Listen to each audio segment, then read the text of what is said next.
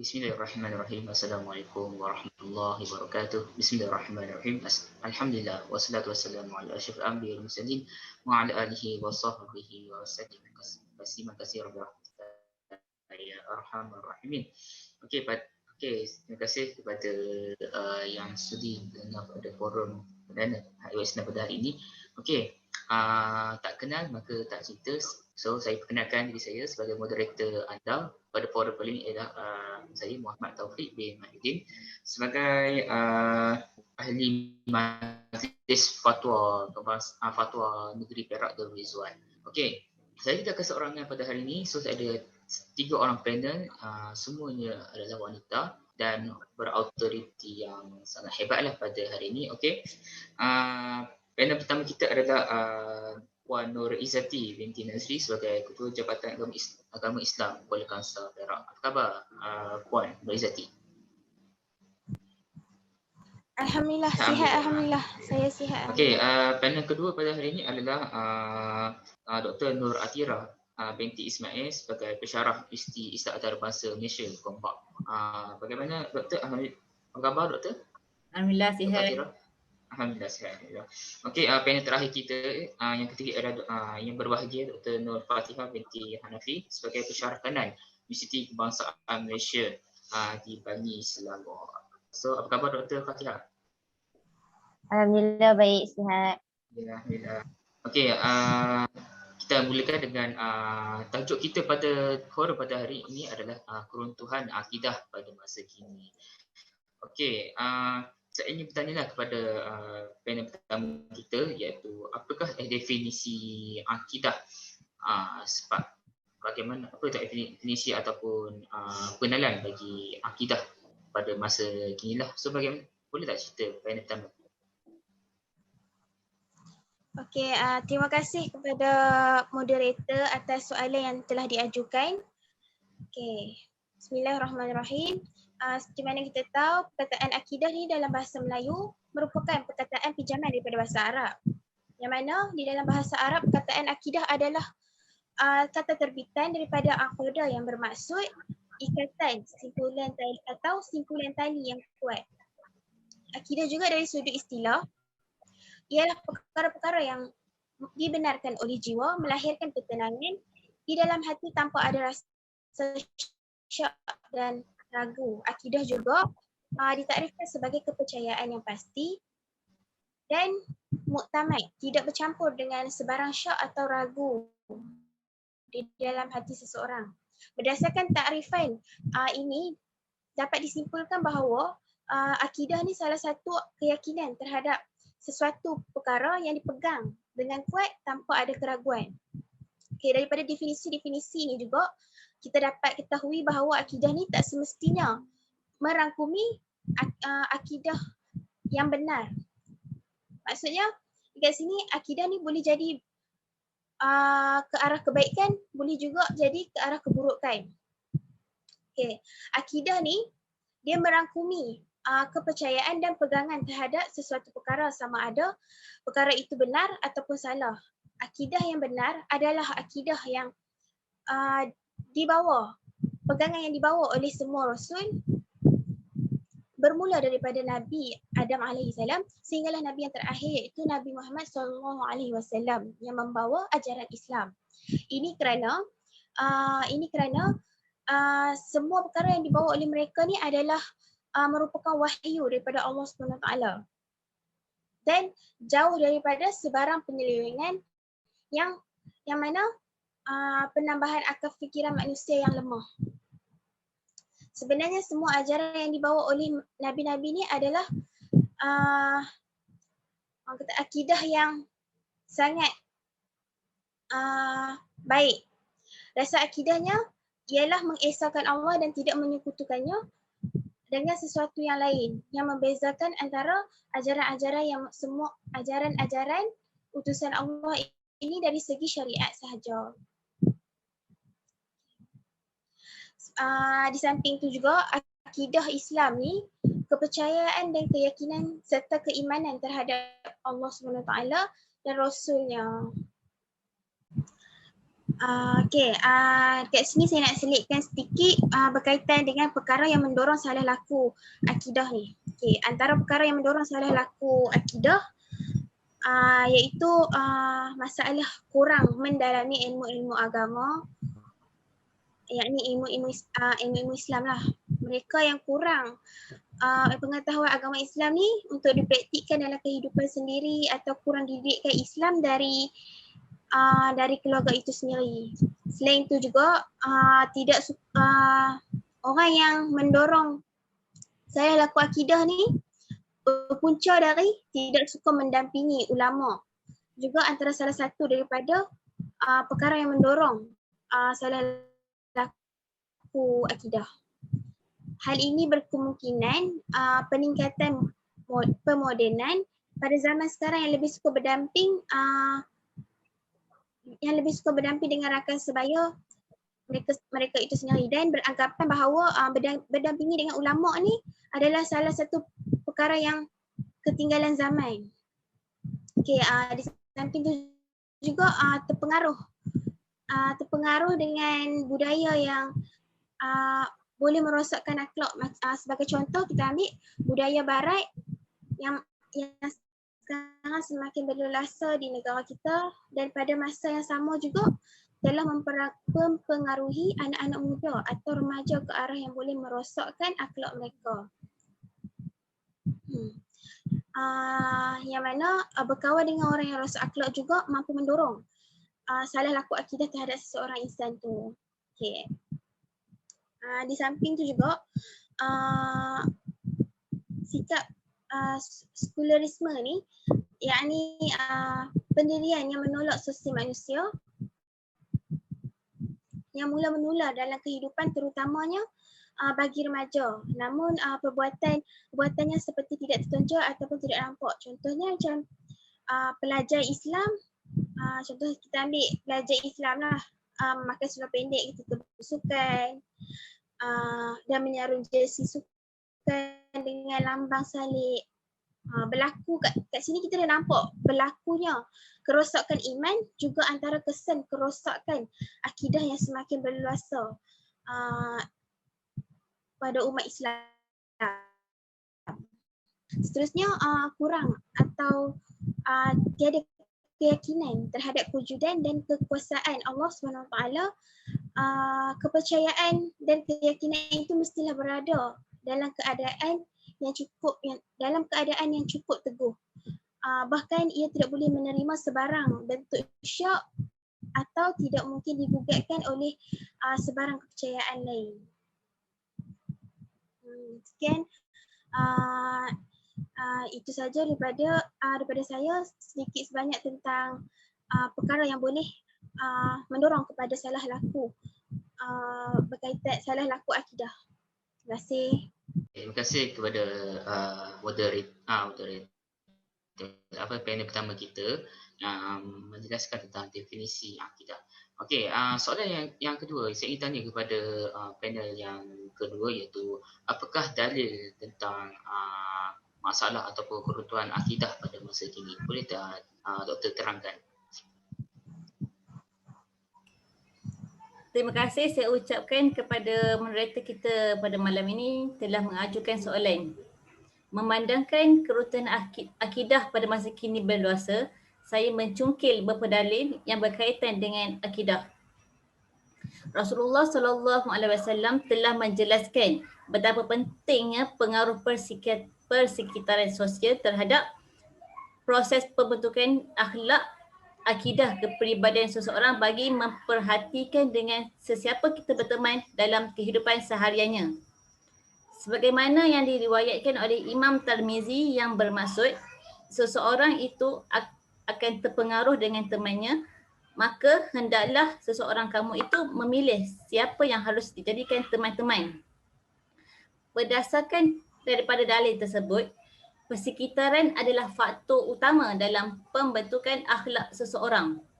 Dengan ini, manusia memerlukan sahabat yang sentiasa mendorong dan mendokong untuk melakukan perkara kebaikan dan menjauhi perkara kemungkaran. Jika kita bersahabat dengan orang yang buruk akhlaknya, maka kita akan mendorong untuk melakukan perkara yang negatif. Islam menyuruh umatnya untuk memilih sahabat yang baik akan menghasilkan persekitaran yang harmoni dan baik. Seterusnya, Al-Quran menyuruh manusia melakukan sesuatu perkara yang baik dan akan menunjukkan tingkah laku yang baik. Seperti firman Allah SWT dalam surah Al-Ma'idah ayat 2 yang bermaksud, dan hendaklah kamu bertolong-tolongan untuk membuat kebaikan dan bertakwa, dan janganlah kamu bertolongan pada melakukan dosa iaitu maksiat atau pencerobohan. Maksud ayat sebentar tadi, Islam menuntut untuk bertolong-tolongan, melakukan kebaikan dan mendekatkan diri kepada Allah SWT serta meninggalkan kemungkaran. Bagi dirinya dalam persekitaran yang baik dan berpendidikan, lebih cenderung kepadanya ke arah kebaikan dan begitu juga sebaliknya. Jika sesiapa yang berada dalam suasana yang negatif, maka dirinya akan mempengaruhi jiwa dan jati diri seorang yang negatif. Tuntasnya, rakan sebaya mempengaruhi sifat seseorang. Firman Allah SWT dalam surah Al-Furqan ayat 28 hingga 29 yang bermaksud, alangkah celakanya aku, betapa baiknya kalau tidak menjadikan si fulan itu teman akrabku. Sesungguhnya dia telah menyesatkan aku dari peringatan iaitu Al-Quran ketika ia telah datang kepadaku, dan adalah syaitan itu teman yang berkhianat kepada manusia. Berdasarkan daripada ayat tadi, jenis rakan yang membawa kepada kerosakan. Janganlah kita mencari sahabat yang membawa kepada kehancuran dan kemaksiatan kepada Allah. Maka bertemanlah dengan orang-orang yang baik pekertinya dan jauh daripada kerosakan dan kebinasaan. Seterusnya, akidah pada masa kini perlu menekankan faktor pembelajaran sosial, iaitu pergaulan dengan orang yang soleh dan orang yang baik pekertinya. Sebagaimana Rasulullah SAW telah bersabda yang telah diriwayatkan oleh Imam Bukhari yang bermaksud, perumpamaan bersahabat dengan orang yang baik atau orang yang jahat itu seperti berkawan dengan orang yang membawa kewangian kasturi atau berkawan dengan seorang tukang besi. Pembawa wangian itu sama ada ia memberikannya kepadamu atau kamu membeli wangian tersebut darinya, ataupun paling tidak kamu akan mendapat menghidu wangian haruman tersebut. Manakala tukang besi pula sama ada ia membawa pakaian kamu atau kamu hanya akan membawa bau yang busuk darinya. Berdasarkan daripada dalil tersebut, jelaslah persekitaran yang baik sangat diperlukan bagi menghasilkan akhlak terpuji dan baik. Berdasarkan kepada faktor persekitaran boleh mempengaruhi kehidupan manusia.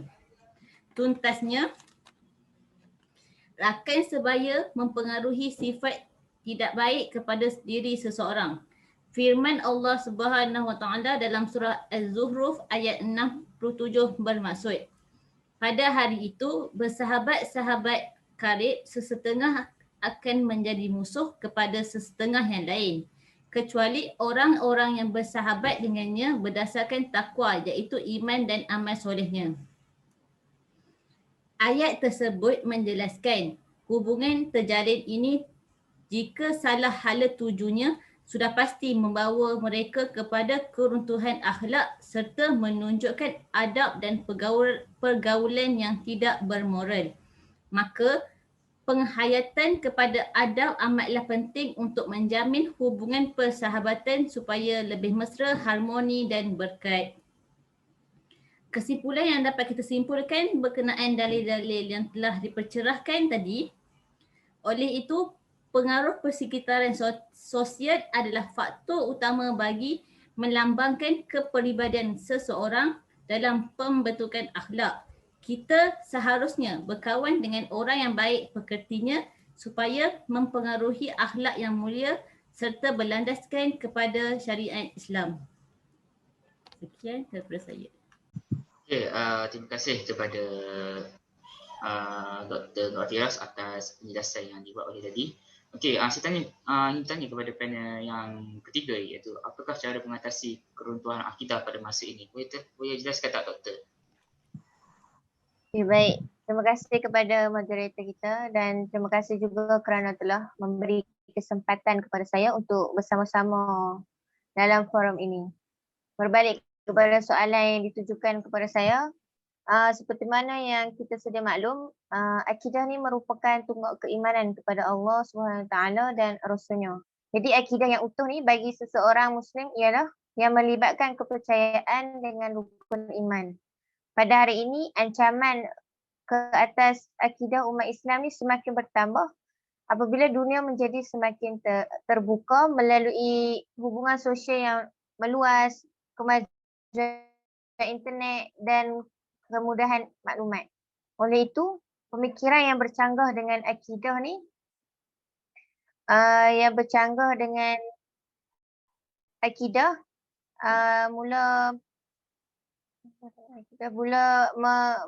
meruntuhkan akidah umat Islam zaman sekarang ni. Jadi, umat Islam ni dikelirukan dengan bahan-bahan yang telah diselewengkan dengan memanipulasikan nasyarak. Justru itu, pihak kerajaan perlulah mengambil langkah proaktif dengan mengumbalkan undang-undang yang khusus dalam menangani gejala ini. Jadi, cara mengatasi beberapa cabaran akidah ini yang mana para ulama ni perlulah memfokuskan kepada persoalan-persoalan akidah yang penting dan bersifat usul. Manakala persoalan yang ranting dalam akidah atau persoalan yang melibatkan perkara ijtihadiyat sama ada dalam pentafsiran akidah atau dalam menghuraikan asas-asas akidah Islam, ia perlu diselesaikan secara ilmiah oleh para ulama. Jadi masyarakat awam ni tidak harus didedahkan dengan golongan masyarakat ni perlu didedahkan tentang persoalan-persoalan asas akidah dan bagaimana menghayati tuntutan rukun iman yang dipegangnya. Selain itu juga peranan ibu bapa yang mana perlulah menanam dan meneguhkan asas akidah dalam diri anak-anak muda zaman sekarang ni dengan menerapkan pengajian yang berasaskan agama dan pengajian yang berasaskan agama dari kecil lagi mengenai beriman kepada Allah, berpegang teguh kepada Al-Quran dan As-Sunnah. Jadi perkara inilah pastinya dapat menghindarkan diri anak-anak atau remaja ni terjebak dalam gejala keruntuhan akidah. Seterusnya peranan dalam menyebarkan ajaran Islam yang mana ajaran Islam ni hendaklah sentiasa didedahkan kepada masyarakat menerusi pelbagai kaedah seperti media cetak, elektronik, ceramah, forum, seminar dan sebagainya. Jadi kerjasama dalam penguatkuasaan undang-undang secara bersepadu oleh semua pihak akan dapatlah membendung masalah akidah ni pada masa sekarang daripada menular dalam masyarakat. Ini sahaja daripada saya cara nak mengatasi akidah pada masa kini. Okey, tambahan sedikit yang mana pihak berwajib penguatkuasaan perlulah berterusan untuk mencegah konsep hiburan yang melalaikan dan berlarutan di dalam negara kita. Yang mana sebagai sebuah Islam, pihak berwajib perlulah menjadikan agama Islam ini sebagai panduan utama dalam penganjuran aktiviti dan program keagamaan. Selain daripada memperkasakan akidah dan penguatkuasaan pihak berwajib, usaha untuk membendung masalah akidah ini juga perlu disertakan dengan kesedaran kepada masyarakat yang mana masyarakat prihatin yang saling tegur menegur, mampu menjamin kehormatan terutamanya daripada akidah pada masa kini. Jadi masyarakat yang sentiasa mengambil berat antara satu sama lain menjadi elemen penting dalam usaha membangunkan negara dan membendung kerosakan akidah. pada masa kini. Jadi jika manusia ni bersikap prihatin, isu-isu akidah mungkin mungkin tidak akan berlaku kerana setiap masa dan sering diperhatikan. Jadi oleh itu saya menyerulah kepada semua masyarakat untuk berperanan dan menyokong usaha dalam membendung aktiviti akidah dalam diri anak-anak dan masyarakat kita. Ingatlah bahawa masyarakat Islam yang prihatin merupakan masyarakat yang bertamadun dan bernegara. Itulah antara cara untuk mencegahnya, antara untuk mengatasi beberapa masalah yang boleh saya berikan. Sekian itu sahaja daripada saya. Terima kasih. Terima kasih kepada panel ketiga kita iaitu Dr. Nur Fatihah binti Hanafi atas penjelasan yang telah diterangkan seperti tadi. Okey, saya ingin bertanya kepada panel pertama kita iaitu apakah pengajaran bagi tajuk kita pada hari ini? Boleh terangkan tak panel pertama kita iaitu Puan Nur Izzati. Okay. Antara pengajaran yang kita dapat kita praktikkan dalam kehidupan kita adalah yang mana kita haruslah sentiasa mendampingi para ulama supaya ajaran yang dipelajari itu bukanlah dari sumber yang tidak benar, yakin terhadap semua perkara yang kita lakukan seperti solat, zakat dan sebagainya. Kita juga boleh membantu golongan yang memerlukan bantuan seperti anak yatim dan orang miskin untuk memantapkan lagi akidah kita, dan kita juga perlu sentiasa bersyukur kepada atas segala nikmat yang diberikan oleh Allah Subhanahu Wa Taala. Selain itu juga kita juga perlu menitik beratkan pengetahuan ilmu kita yang mana supaya akidah kita tidak terbatas ataupun rosak dengan semudah itu. Seterusnya kita juga perlu sentiasa memelihara dan berhati-hati dalam tutur kata, amal perbuatan, tindak tanduk dan tingkah laku serta hati dan kepercayaan. Okey, secara keseluruhannya semua pihak mesti mengambil bahagian dalam mengatasi permasalahan kerosakan akidah umat Islam ini dari sekecil-kecil peranan yang boleh dilakukan secara individu sehinggalah usaha yang dilakukan tu secara berjemaah ataupun dikira berkumpulan. Akidah di dalam diri ini kita perlu dibajai, dijaga dan dipagar agar diri kita ni tidak terjerumus dalam lembah-lembah kehinaan maupun dikuasai oleh anasir-anasir luar yang sentiasa mencari jalan untuk menjatuhkan umat Islam. Sekian, itu saja yang dapat saya simpulkan sedikit berkaitan dengan keruntuhan akidah. Okey, terima kasih atas ulasan daripada Puan Izzati iaitu pengajaran dan sedikit ringkas adalah apa yang diterangkan oleh Puan Izzati. Okey, sebelum kita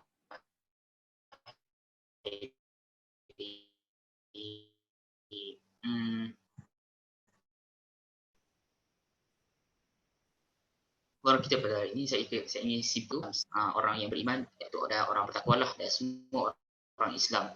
Jika kita bermasalah ataupun tidak mengikuti apa yang dibawakan oleh Al-Quran dan hadis, so kita akan terpesong jauh daripada kebenaran yang telah dibawa oleh Nabi Muhammad SAW. Dan dapat kita jelaskan di sini bahawa akidah ni sangat penting. So macam kita nak kukuhkan akidah kita dengan menghadiri majlis ilmu, kuliah dan sentiasa meningkatkan keimanan dan ibadat kita kepada Allah SWT, akidah kita dan menguatkan akidah kita daripada diseleweng ataupun terpengaruh dengan ajaran-ajaran sesat yang berleluasa pada masa ini.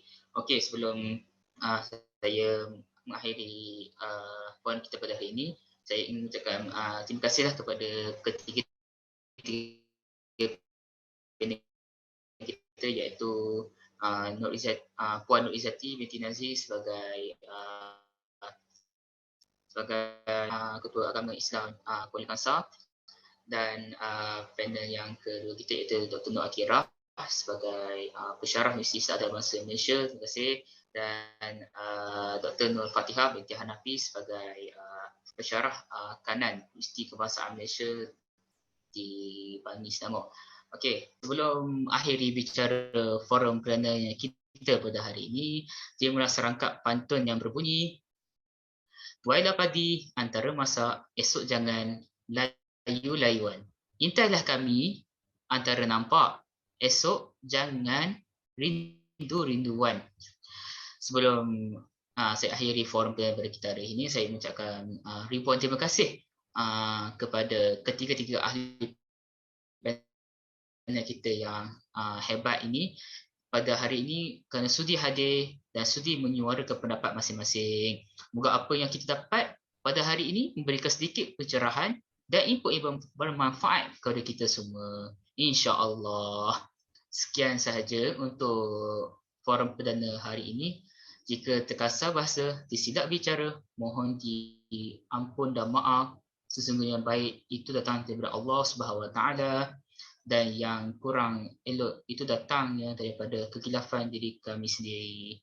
Saya akhiri forum perdana kita pada akhir ini dengan tasbih kafarah dan suratul Asr. Subhanaka wa bihamdika asyhadu an la ilaha illa anta astaghfiruka wa atubu ilaik. Wal 'asr innal insana lafi khusr illal ladzina amanu wa 'amilus shalihat wa tawasaw bil haqq wa tawasaw bis sabr. Sadaqallahu azim. Wallahu a'lam. Saya akhiri forum perdana kita pada malam ini dengan lafaz yang mulia, wabillahi taufiq wa hidayah. Wassalamualaikum warahmatullahi wabarakatuh. Selamat malam dan kita berjumpa lagi pada minggu hadapan, insya-Allah.